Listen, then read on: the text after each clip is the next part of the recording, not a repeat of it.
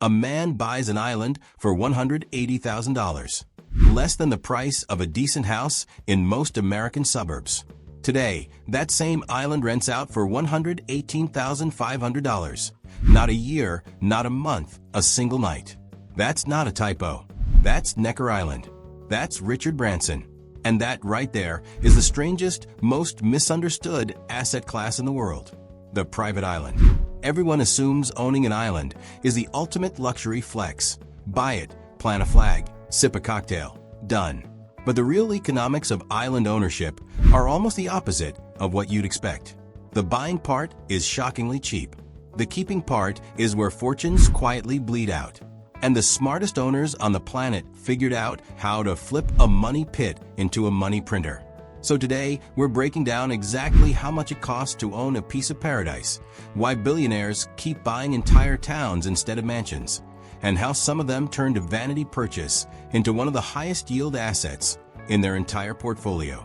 But before we go further, hit subscribe, because by the end of this video, you'll understand why the global private island market is now worth over $1 billion a year and growing fast. Buying an island for less than a bored ape. Let's start with the entry price, because it'll surprise you. In 1978, a 28-year-old British record executive named Richard Branson got offered a 74-acre island in the British Virgin Islands for $6 million. He didn't have that kind of money, so he made a ridiculous lowball offer of $100,000. The seller laughed him off. A year later, with nobody else biting, the seller came back desperate. Branson, now slightly richer thanks to Virgin Records, closed the deal for $180,000, a 97% discount off the original asking price. The only condition, build a resort within 4 years. That island became Necker Island. And here's where the numbers get absurd. Today, renting out the entire island costs from $118,500 per night for up to 40 guests. Break that down. That's roughly $4,937 an hour, $82 a minute. Branson's entire original purchase price, the full $180,000 he paid for the island, would now be eaten up by booking the island for less than 2 nights. And Necker isn't even rare in terms of entry price. Across the global market, islands list anywhere from $500,000 for a forested plot in New Zealand to upward of $65 million for prime real estate in the South Pacific. You can genuinely buy a private island for less than a 1-bedroom condo in Manhattan. The entry price is the easy part. It's everything after the wire transfer that separates the dreamers from the billionaires. If this kind of the math doesn't add up the way you think breakdown is your thing, drop a comment with which billionaire purchase shocked you the most so far, because we're about to get into the one that makes Branson's deal look like pocket change. The real cost isn't the price tag. Real estate professionals who broker these deals use a rough rule of thumb. Budget roughly 10% of the purchase price every single year just to maintain a private island. Not improve it, just keep it from falling apart. Why so brutal? Because an island isn't a house. It's an entire micronation you have to run yourself. There's no city water main, so you need a desalination plant. No power grid, so you're running diesel generators or building solar farms from scratch. No fire department, no hospital, no grocery store, so you're flying in staff, fuel, food, and medical supplies by boat or helicopter every single week, often at island prices that are double or triple what you'd pay on the mainland. Let's put real numbers on it. Say you buy a $50 million island, mid-range for this market. At the 10% rule, that's $5 million a year in upkeep. Broken down, that's $13,698 a day, $570 an hour, $9.50 a minute, just standing still, doing nothing, owning dirt and palm trees. Now compare that to Fisher Island in Miami. Technically not a single private owner, but the same logic applies at scale.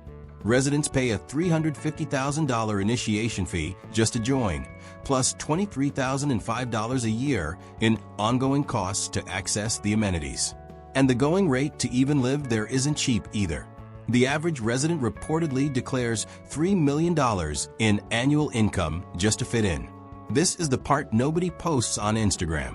The yacht in the bay, the helicopter pad, the infinity pool, that's the show. the diesel bill, the desalination plant repairs, the staff payroll flown in twice a week. That's the actual economics of island life. And it never stops, whether you're there or not. When billionaires buy whole towns. Then there's the level above all of this, where you're not buying an island, you're buying a society. In June 2012, Oracle co-founder Larry Ellison purchased 98% of the Hawaiian island of Lanai for $300 million. That's not a vacation property. That came with 2 Four Seasons resorts, the island's only grocery store, its only gas station, its newspaper, and, whether he intended it or not, landlord status over roughly 3,200 residents. Run the math on that purchase against Branson's original deal. Ellison's $300 million is the equivalent of buying 1,666 Necker Islands at Branson's original 1979 price. One man bought an entire functioning town the way most people buy a vacation condo. And on the extreme end of the U.S. market, the only private island in Palm Beach, Florida, Tarpon Isle, sold for $85 million in 2021, was redeveloped with a mansion, tennis courts, and a supersized pool, and is now listed at $218 million, making it the most expensive home in the entire state. That's a 156% markup in under 4 years, on a single 1.4-acre patch of land surrounded by water. Try finding that return anywhere else in real estate. Turning a liability into a gold mine. Here's the twist that separates the smart owners from the vanity buyers. The best private islands aren't expenses, they're businesses.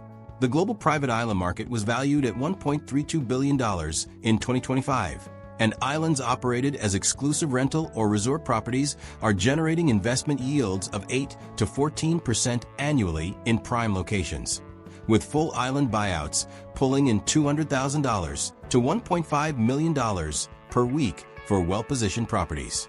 Run that against Branson's island again. If Necker brings in even a conservative average of $300,000 a week across a busy season, that's enough to cover the entire 10% maintenance rule on a $50 million valuation in roughly 17 weeks, less than 4 months of the year. Everything after that is pure profit on an asset that's also appreciating. This is the part most people miss when they imagine owning an island. They picture a black hole for money. The truth is, with the right location, the right brand, and the right operator, an island stops being a luxury liability and starts behaving like a hotel chain with one extremely exclusive guest list. The verdict. So here's the real economics of owning a private island. The buy-in is shockingly cheap, sometimes cheaper than a house. The upkeep is brutal, often 10% of the purchase price every single year, forever. And the few owners who treat it like a business instead of a trophy turn that brutal upkeep into a luxury empire that pays for itself, and then some. It's not really about the island. It's about whether you're buying an escape or building an asset. If you had the money, would you buy an island to disappear on, or would you turn it into the next Necker Island and rent it out for $118,000 a night? Let us know in the comments below. And if this kind of the numbers tell a different story than you'd think breakdown is something you want more of, make sure you're subscribed. We've got a lot more of these coming. Thanks for watching, and we'll see you in the next one.